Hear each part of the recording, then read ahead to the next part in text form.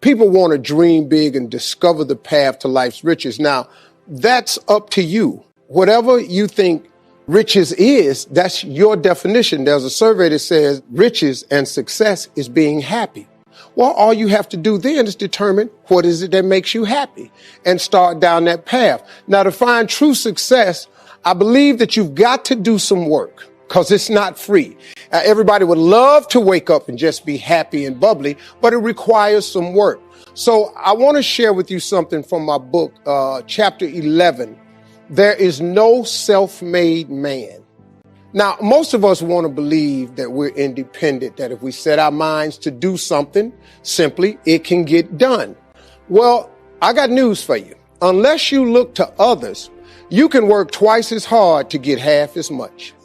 Sometimes you need a partner in a deal in order to aid you along the way. There is nothing wrong with asking for what you want. You know, for a long time, I used to think that the path to success was going at it alone because I was always busy priding myself on not asking for help.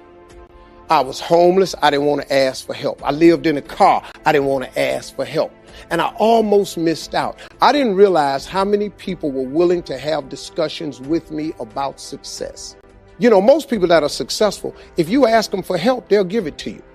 I'm talking about advice, principles, solutions, not money. See, one thing is never a good idea. Don't walk up to a wealthy person and just ask for money. You know how many times they done got that? But if you're interested in learning how to fish, a lot of people that teach you how to fish as opposed to giving you a fish sandwich. Because they know if they give you the fish sandwich, you're going to eat it, you're going to have to come back. A lot of people have helped me along the way. Magic Johnson, Oprah Winfrey, the president. I've had some conversations with some people who have it together and they've taught me many things about succeeding. Now, you might think that requesting help is a huge ask, but it's not. People don't mind sharing knowledge. What is knowledge unless it's shared? If you have knowledge, but you never share it, how we know you got it? And just remember, there is no shame in wanting something. This whole world is based on wanting something. You know, don't sit up and listen to some group, wanting something is a sin. No, it's not. You got to want something. The scripture says a man without a dream or vision shall perish. So the day you quit wanting something, you might as well push your chips up to the window. It's a wrap.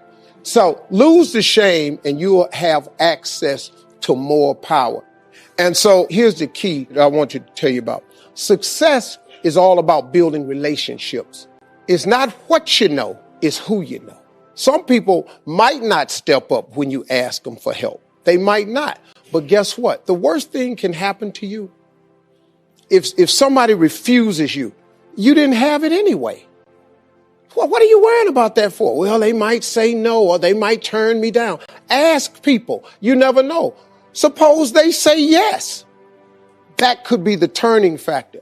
But, there are some principles that will increase your chances of getting a success. Know your worth. Don't let nobody else determine it.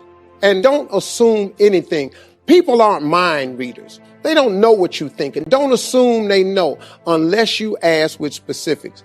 And then recognize that no is not a rejection. You got to get tunnel vision to reach your goal. You have to put blinders on and say, I'm laser beam focused on this. But know this, the road to success is always under construction. So just knowing when you strike out on your goal, you're going to have to get ready for flexibility because it's going to be detours, pitfalls, stop signs, men working, delays, detours going around. That has to be expected. And failure means what? Failure means you've now learned another valuable lesson that pushes you one step closer to success. And means go in another direction. It means you have to go in another direction. Failure is not the end all. No. People keep getting buried under failure. I bet you that you have failed more times than anyone in this room. Absolutely. I promise you have. I'm willing to bet that I have failed more times than anyone in this room because I have attempted so many things that you have no idea what I've attempted and failed at. But I don't let the failures define me. It's God pointing you in another direction. It's clear about that. And you've got to be willing to to go with that bend, because that bend in the road is the only way. Success is not a straight line. It is not. My goal before leaving the planet is to reduce the number of kids that are impacted by autism, to find a cure for autism, to work to raise money and to raise awareness, to eradicate it from the planet before I leave here. What's your goal? What's your dream? What is it you want to do with your life?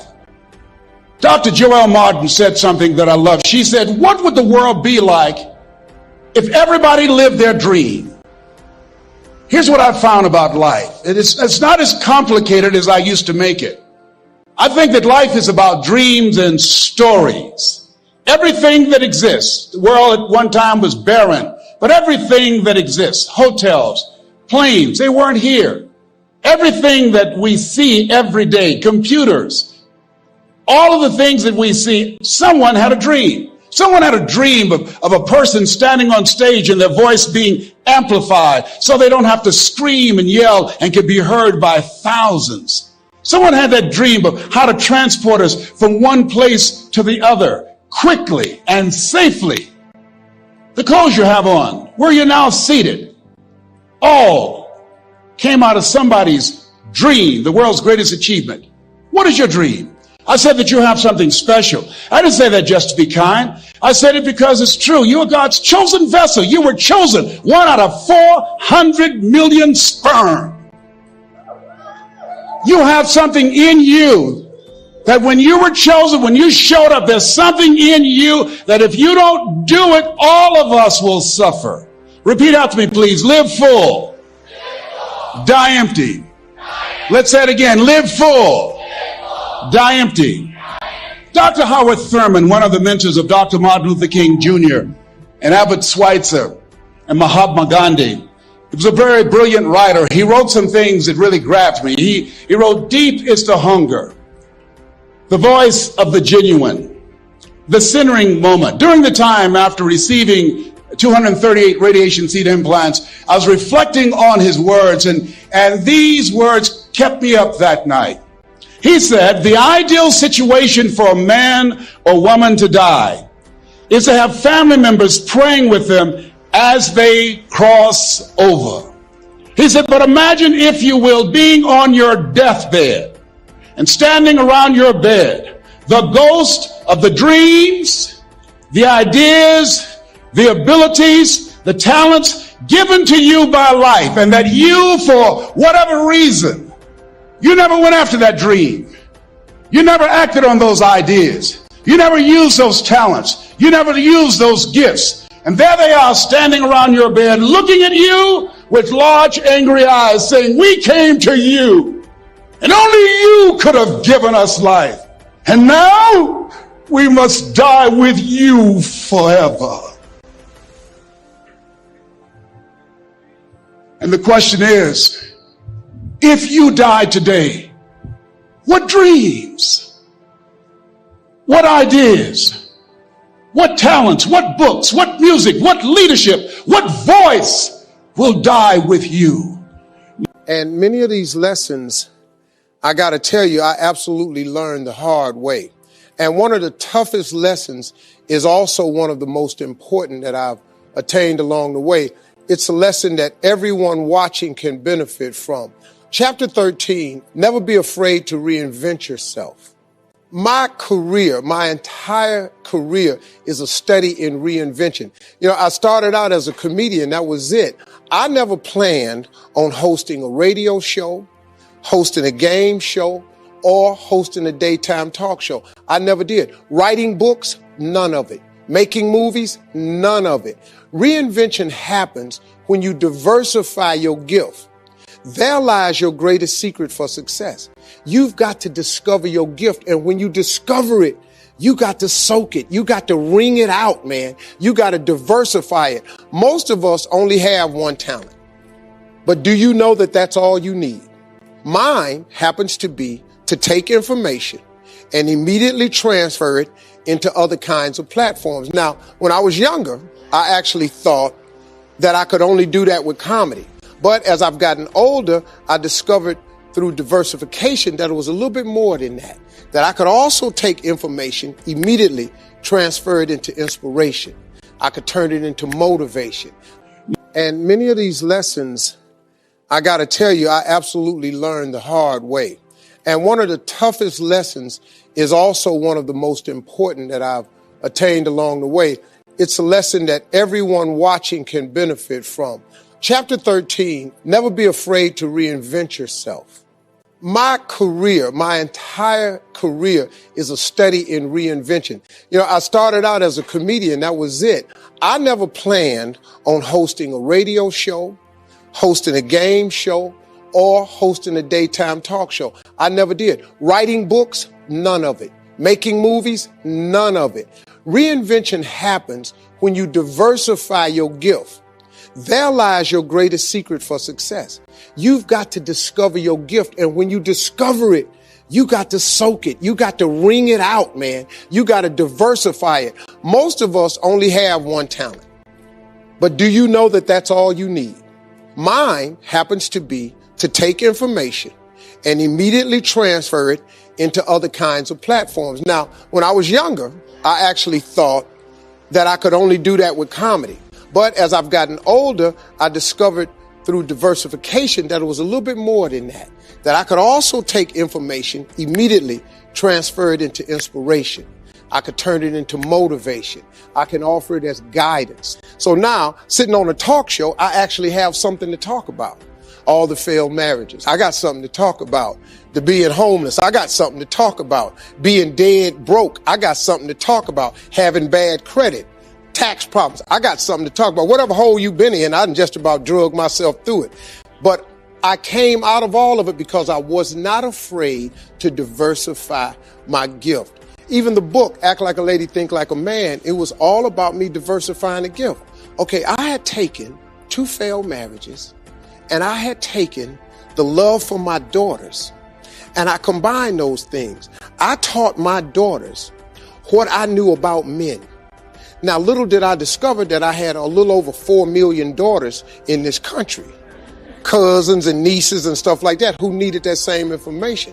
And that was a huge part for me to take that information and turn it into a book, that turned it into a mega star movie, and it produced a lot of things for me, but it also helped a lot of people. One of the other tricks for reinventing yourself is not letting your background become a limitation. If you take that background that you're from and never let it define you, but allow it to redefine you, all that stuff works for the good. Do you understand that you needed everything that's happened to you to happen to you in the exact order that it's happened in order for you to be the person that you are today? All that failing and getting over, you needed all of that. So it's good to be steeped in the traditions of your gift, but don't get stuck in them. Look, if your gift is baking, don't assume that there's only one way to do it. If you bake, bake. But you can't just bake for people you know, bake for people you don't know.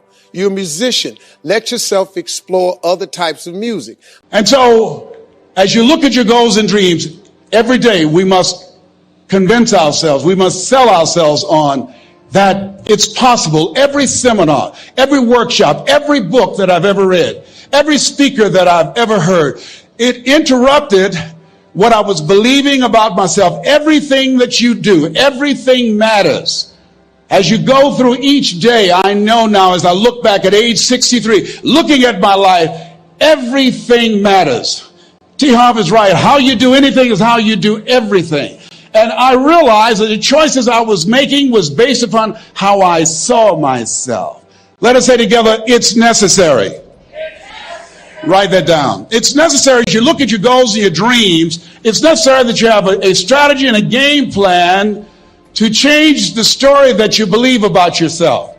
And that's an ongoing process. I discovered, and many people have, that what we do, what we accomplish, what we produce is a result of the story we believe about ourselves.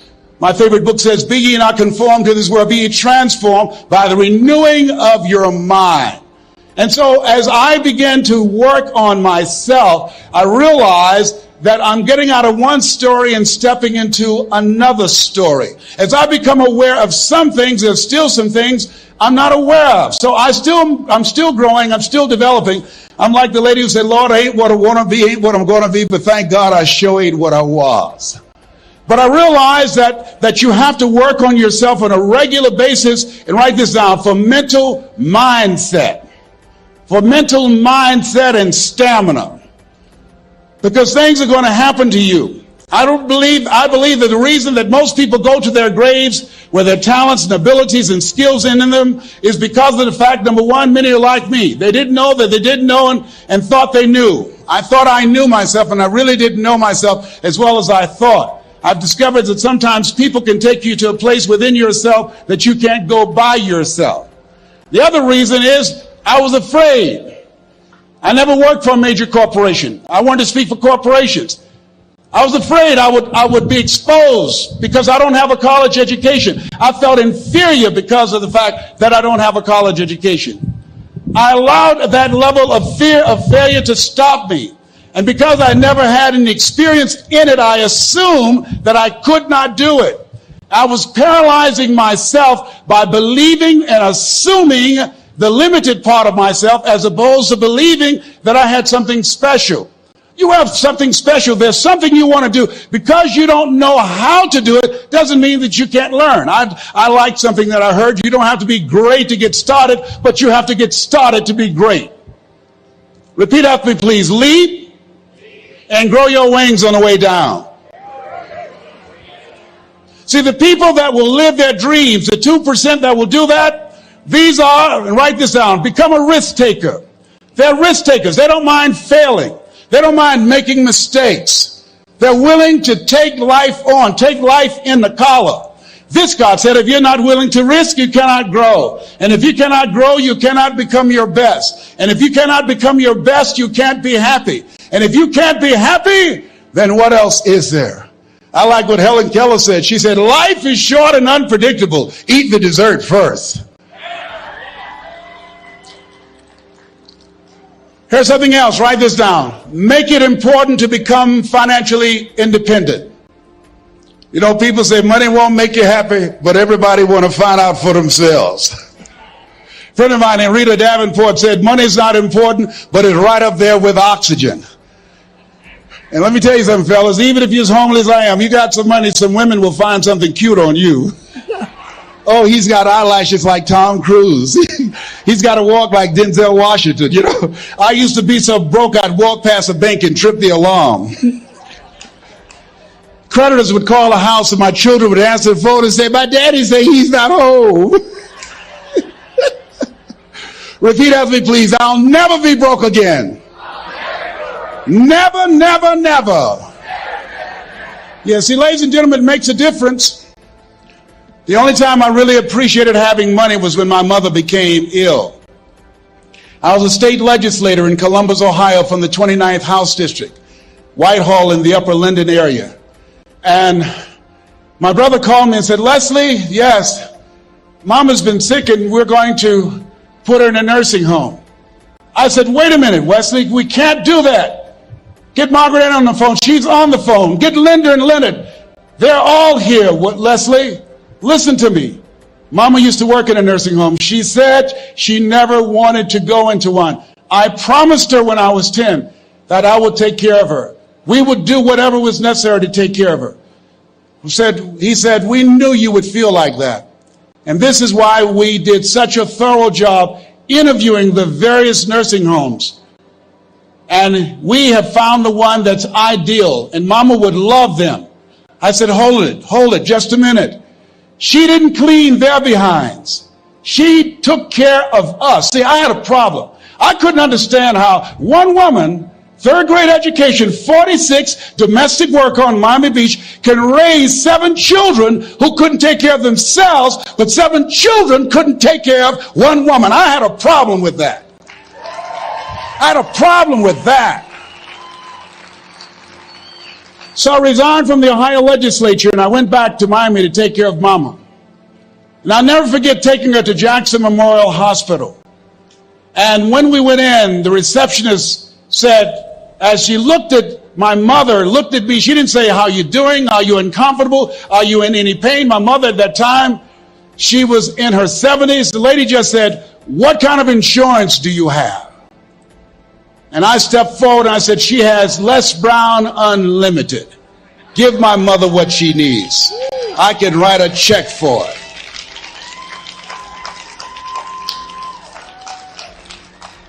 It gives you choices. It determines the difference in life and death, ability to afford health care, the quality of education that you can provide for your children, the ability to make a difference in the community.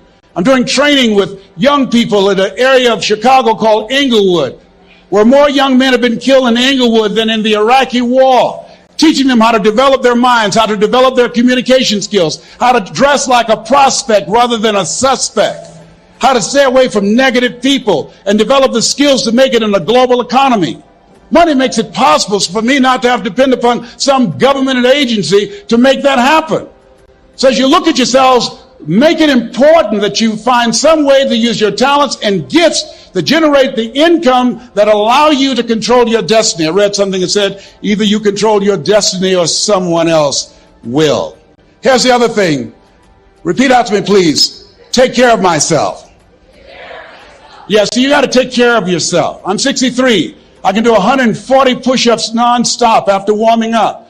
I couldn't do that when I was 20 years old. And the reason that I do that, the exercise reduces the possibility of cancer reoccurring by 32% or spreading by 30%. It helps to reverse the aging process and keeps you younger, keeps your mind sharper, and allow me to take care of my temple so I can continue to do my work, so that you can continue to do the good work that you were sent here to do. So you got to make it important to take care of yourself. Put that at the top of the list, because you can't do well and can't do good work if you don't feel good. We don't want to be like the man who said, if I'd known I'd live this long, I'd have taken better care of myself.